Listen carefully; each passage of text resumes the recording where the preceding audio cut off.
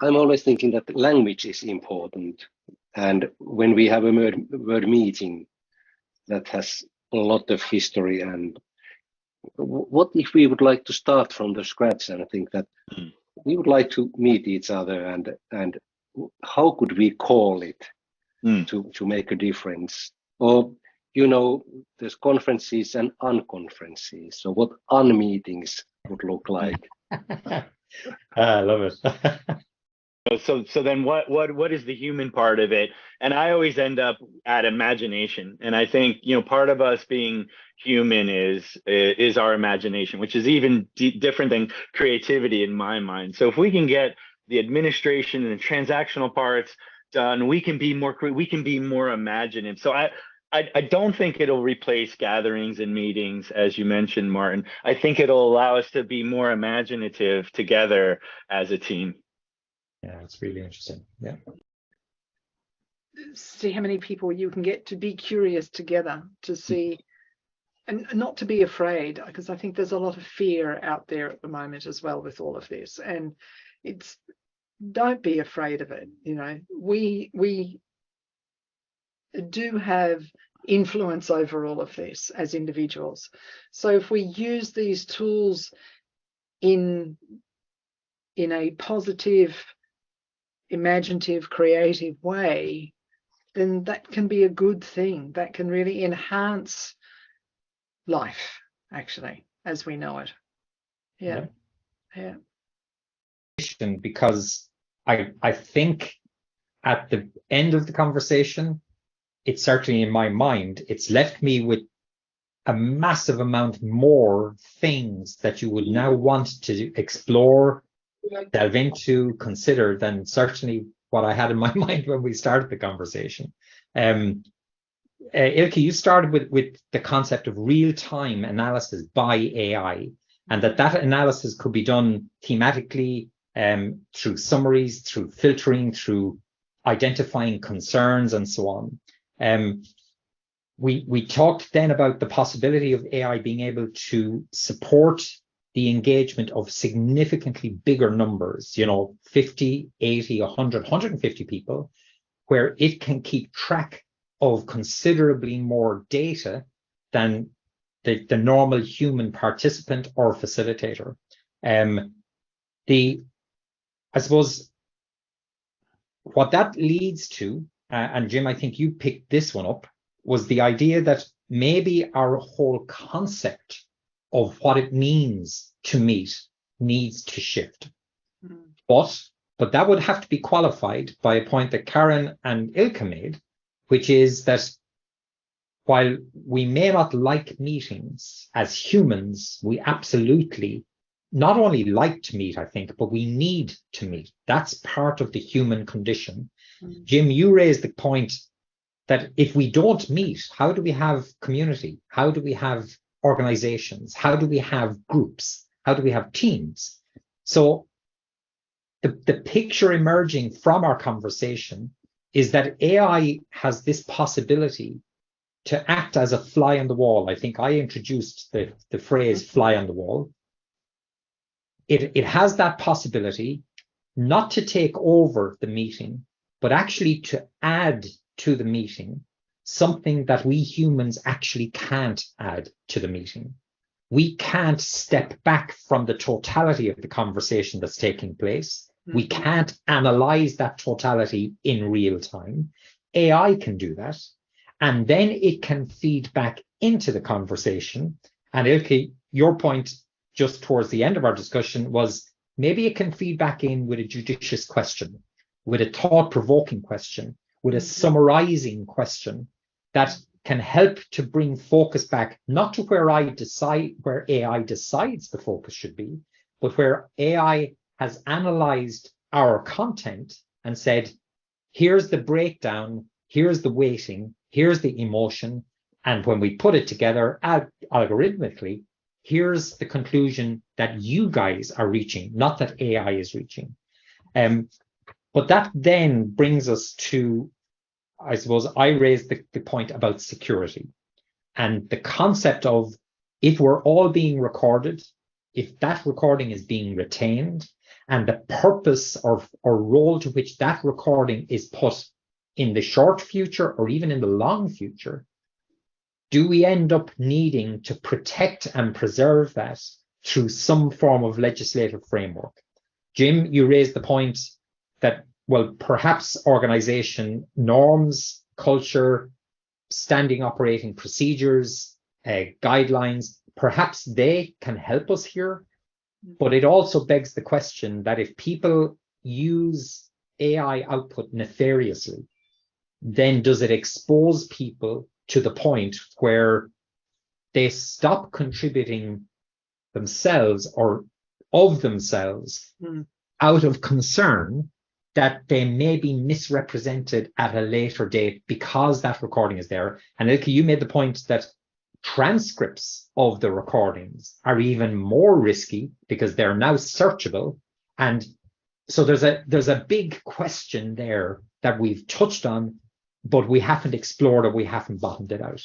The overall conclusion that I'm drawing from our conversation so far is actually AI won't make meetings obsolete because we're humans, we're going to continue meeting.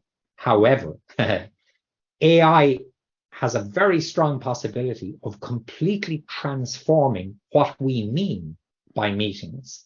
And we all might just need to go back to the drawing board to say, well, what do we want meetings to be in light of the fact that we have this ear fly on the wall who can do so much more that we can't?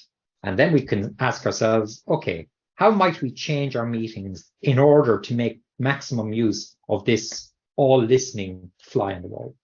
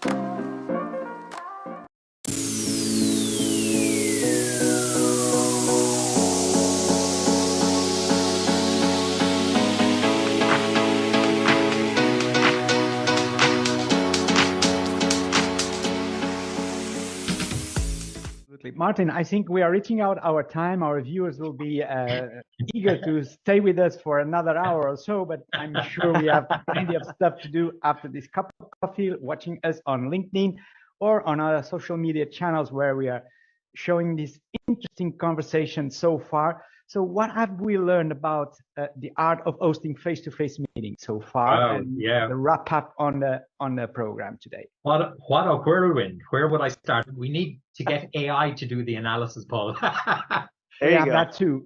let me have a crack at it. We started by suggesting, Kirsty, you pitched in first saying maybe we're out of practice with the face-to-face meetings. What we discovered was that the virtual meetings that we attended, particularly during the pandemic, probably gave all of us a degree of respite that allowed us to switch off cameras, switch off microphones, take a pause, step back, scream at the camera without anybody knowing that we were screaming. And we had to rehabituate ourselves back into face-to-face. But then we very quickly changed tack. We said, do we actually have face-to-face expertise in meetings? And that brought us onto a completely different track and a really interesting track. So a couple of things that came out of that. We basically talked about meeting leadership, meeting management, and we used our own personal anecdotes and so on to explore the idea that just because you're the leader doesn't mean you have to be the chair. If you are going to be the chair, are we presupposing a particular type of meeting? And does that cover all possible types of meetings? And I think we pretty much agreed, well, actually, it does presuppose and we have to chair every meeting. but we have to manage our meetings. So that brought us into the whole area of preparation for meetings, pre-planning for meetings, the importance of setting the outcome before we ever get into the beginning of the meeting. So we explored that a little bit.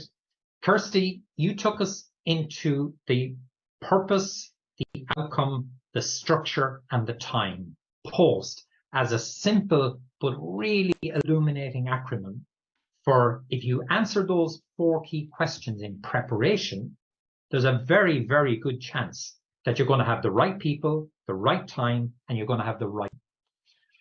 We then talked a little bit about post-action reviews. We drifted into the military a little bit.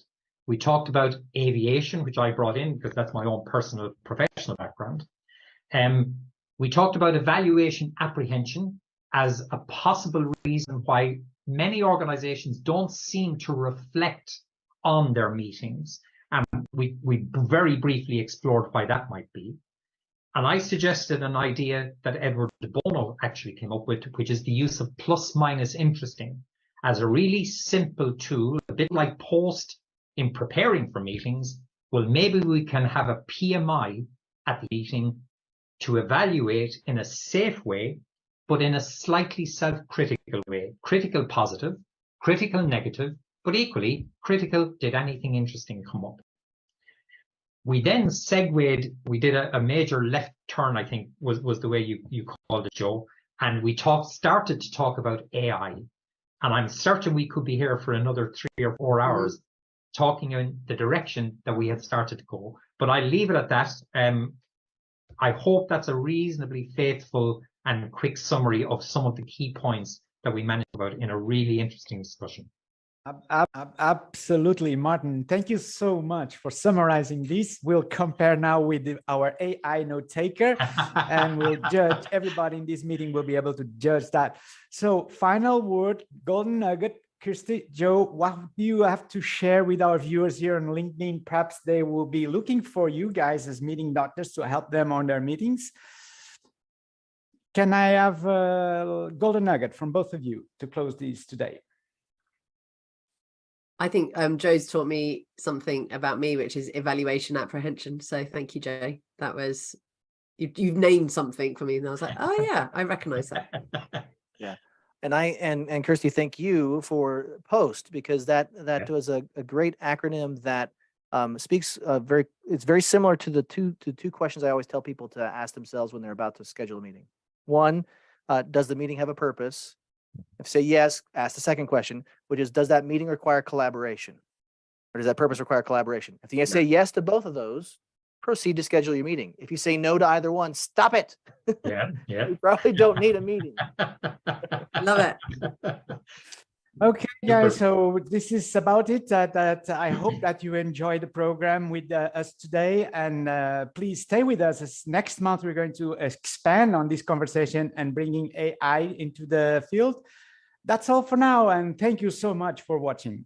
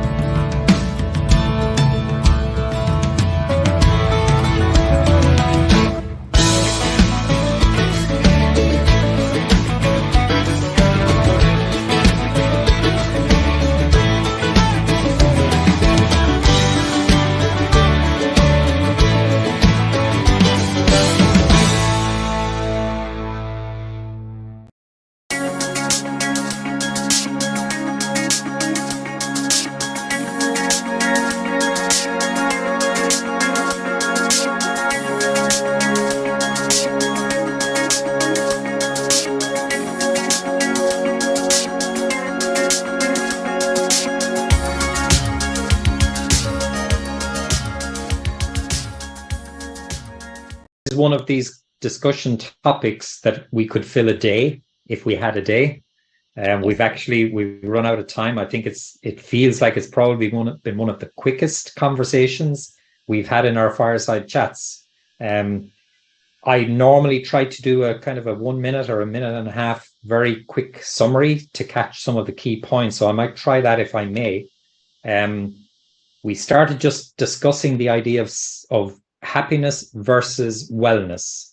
And I think we broadly concluded they're two sides of the same coin. They go hand in glove. But that brought us into asking about the idea of happiness comes from relative thinking. So if you have a point of comparison, then your assessment of your own happiness may fundamentally change and fundamentally alter. I suppose that makes it a requirement then to look as much inward as outward, because if you only exclusively look outward for comparison, you may miss a whole lot of internal reasons to be or to feel happy. And Isabella, I think you made that particular point, but you also made the point at the same time that it's an evolutionary thing. It's a life cycle thing, that we don't necessarily come to that conclusion until we've been around a couple of blocks of happiness and perhaps unhappiness before we discover that we need to look equally inside as outside to arrive at our own sense of that wellness. That brought us into a discussion about culture, which brought us to a national level discussion. And then we moved into an organization focused culture.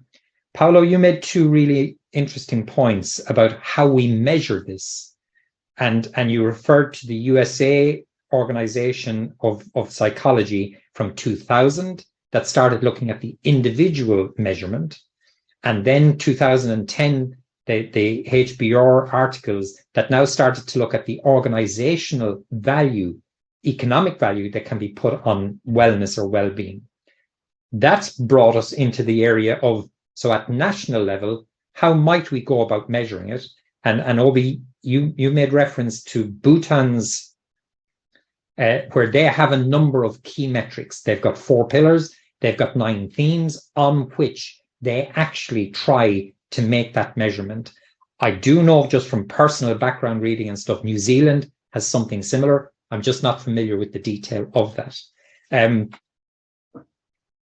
That, I suppose, then brings us into, so at a national level of well-being, what can governments actually do? And Paul, you posed the question provocatively to us and absolutely bang on to say the unhappiness drivers. What might those unhappiness drivers be? And how do we avoid them? How do we stay away from them? 2 points arose there, is this sense of security. And the second thing was closeness to nature. And the final word, Paolo, I'm leaving it to your good self. In the concept of sharing gratitude, if we were to identify one thing that actually promotes happiness stroke well-being in both the giver and the receiver, it's expression, direct, overt expression and sincere expression of gratitude. And maybe that's something when we step back and look at our current society ills, maybe if we expressed a bit more gratitude and maybe a bit less expectation or belief in entitlement, maybe the wellness quotient or the happiness quotient might increase substantially. I'll leave it at that, Paul, if you wanted to round us.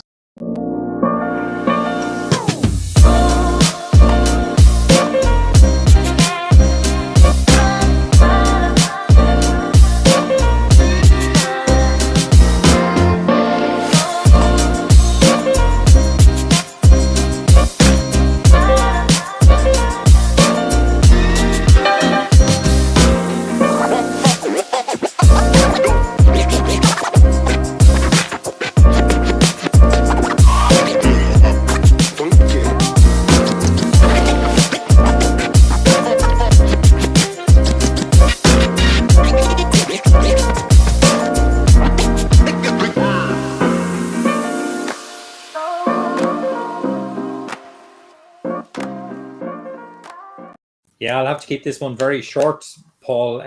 Thank you both for some really interesting and provocative ideas. I suppose key point that we started with was culture operates nationally, organizationally, and even there are multiple subcultures. Well-being, tricky to define, difficult to track, very personal. It's personal to individuals. It's then personal to organizations. So challenging to make a correlation. So that would be my overall sense. Couple of things that I think came out of it. The whole question of the impact of national culture on organizational cultures, the timeline over which they might happen, where the shifts might be changing, have to be taken into account. We have all had an aberration, which was the pandemic, that took 2 years to more or less see us through it, making it even more challenging to make an assessment or a firm grounding of the impact of our culture on well-being. But I'd summarize it in the very last point, Anthony, that you made, which I think is one. It's an optimistic point, but it's the whole question of the impact of social media on our organizations. My analogy of the garden hose from 15 or 20 years ago to the multiple fire hoses of today, which is largely due to social media. But perhaps we are at the very bottom of that well-being curve, with the possibility to increase positively on well-being. But it's likely to need a shift, which you identified, Anthony, of does social media itself now need to change because of AI, because of the lack of clarity as to whose voice are we hearing?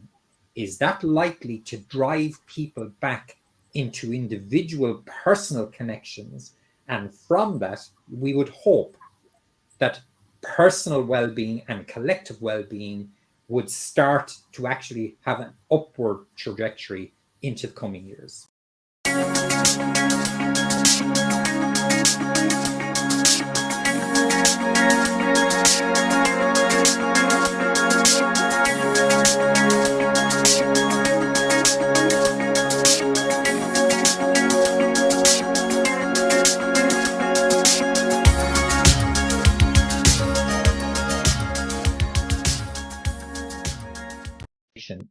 But we very quickly moved on to the idea that we need to change the language. It's not about meeting because it conjures up too much preconceived ideas. So that you then took us, Ilke, again, you took us into the idea of transcripts and exploration of transcripts and the use of AI to analyze transcripts, summarize transcripts, and then create dynamic links back into the transcript if the summaries don't fully make sense to us. And that's all really valuable material.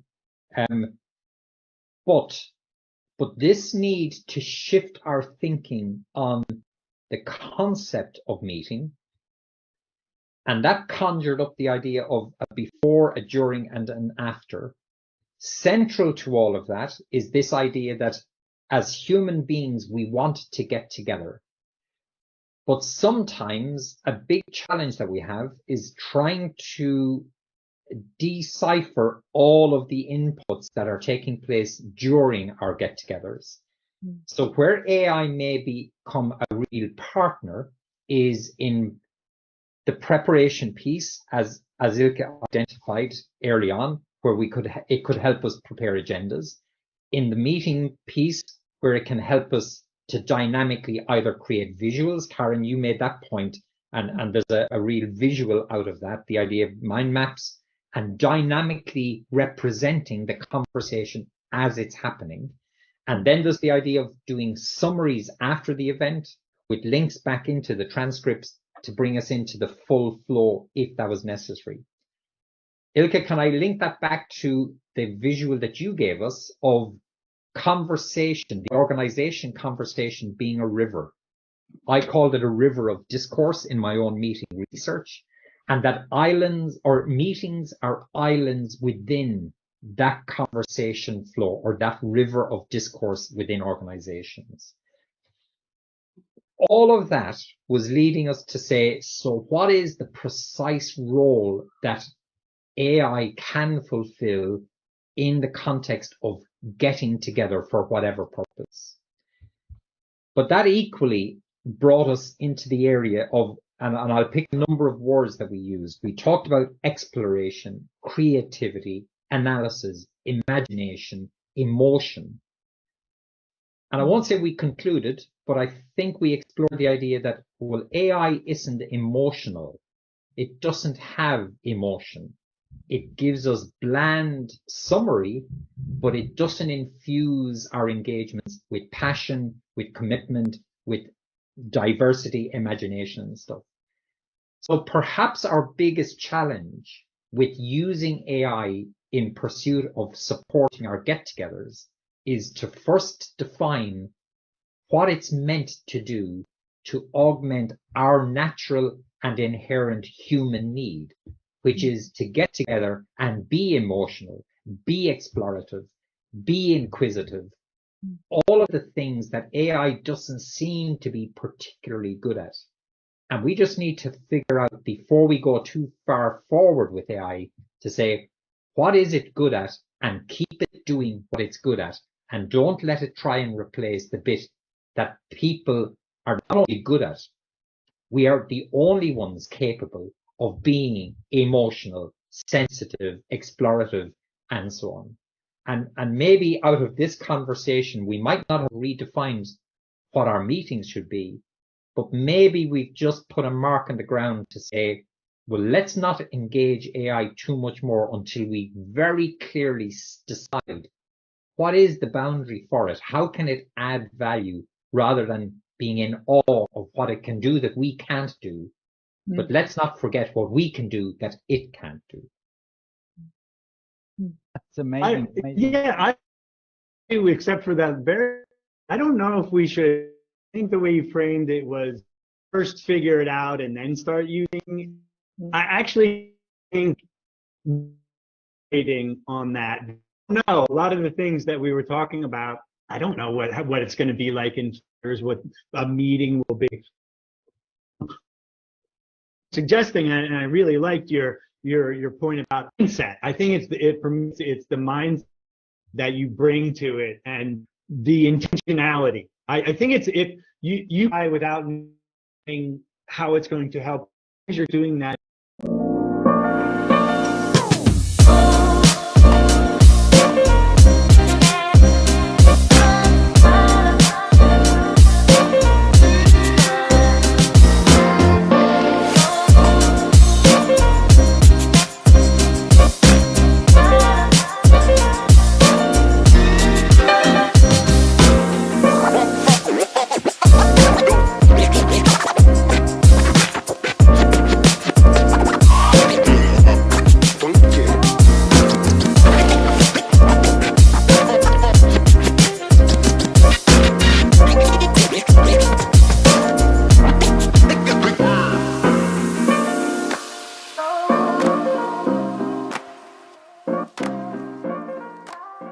Absolutely.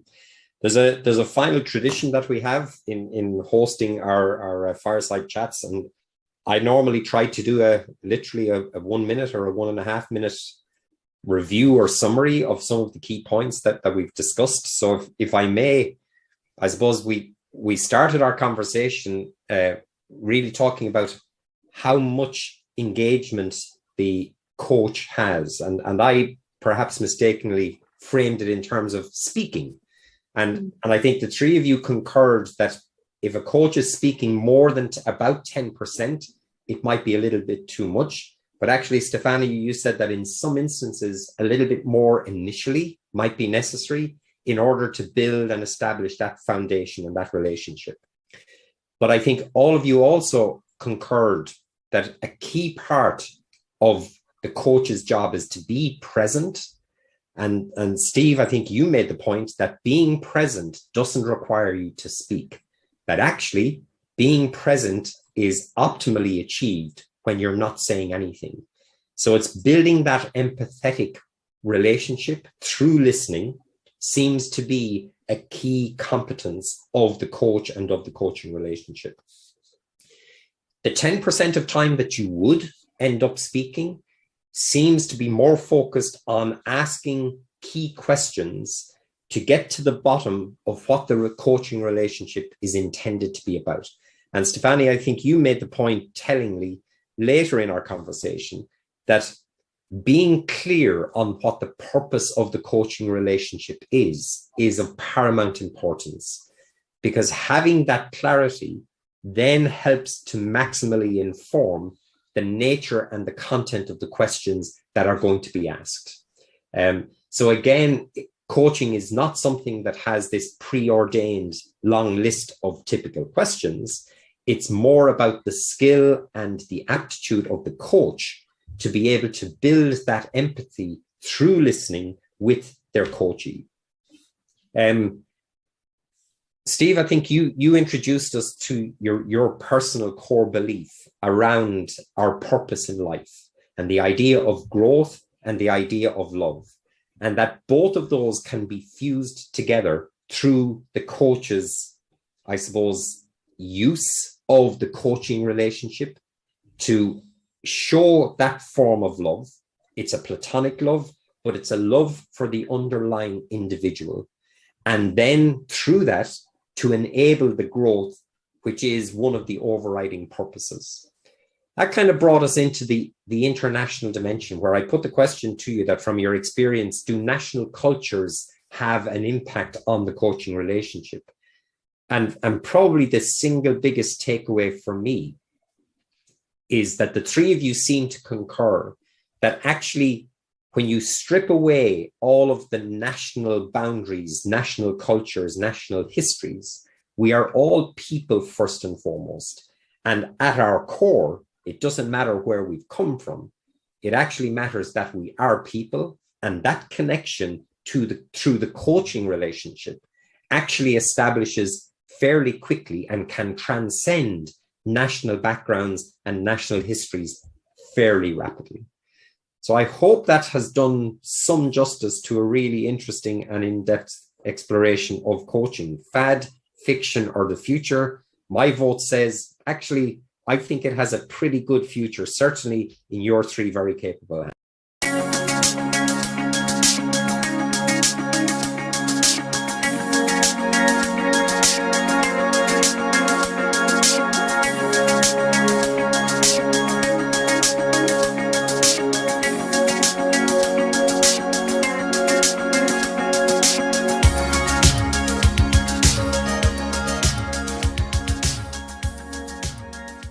Notes, but I've been trying to mentally track, I guess, the conversation that we've had so far.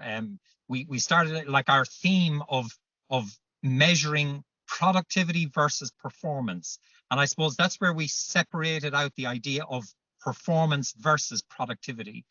And I think it's fair to say that we came to the rough conclusion that productivity is relatively easy because it's quantitative, but performance, while performance can be reflected in the quantitative, it doesn't necessarily tell us the whole story.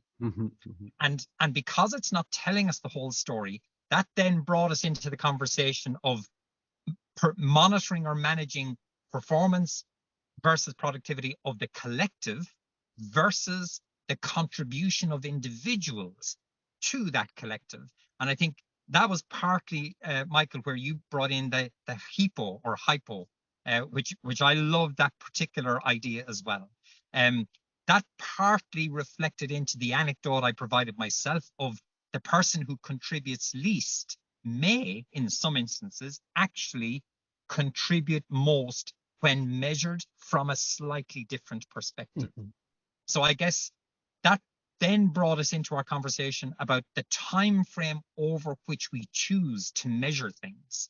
So if we're measuring against very short term, and Michael, you gave us the wonderful example of a 3-week piece of work that quantitatively can get measured against a report, a box ticked, but actually under the surface, we might discover not such a well-functioning team, probably not a team that's going to come back together again, probably an investment of time and resource that actually may not have produced nearly as much long-term productivity as we might have reasonably expected. So that concept of, if we measure something over a very short time versus over a very long period, how we go about measuring that, we need to be careful about, so that we actually measure, I suppose, the most indicative elements that are going to differentiate between the individual's performance versus the collective team performance. I think it's probably fair to say, in summary of our discussion, it's not as simple as just count the number of widgets that were produced at the end of the production line. When we come to the human person-people dynamic, and I think this is a key point, Sue, that you brought out, was we are absolutely people before we are machines. And in being people, measuring what we do, how we do it, and then more importantly, and Sue, I'm now leaning back into something you said, how we do it in conjunction with other people now becomes a really important challenge, so that we then focus on measuring the correct things in the most appropriate way. And it may not always be about quantitative. In fact, it probably won't be always only about quantitative. And we just need to be cautious that we don't measure the wrong thing and end up getting a potentially wrong result.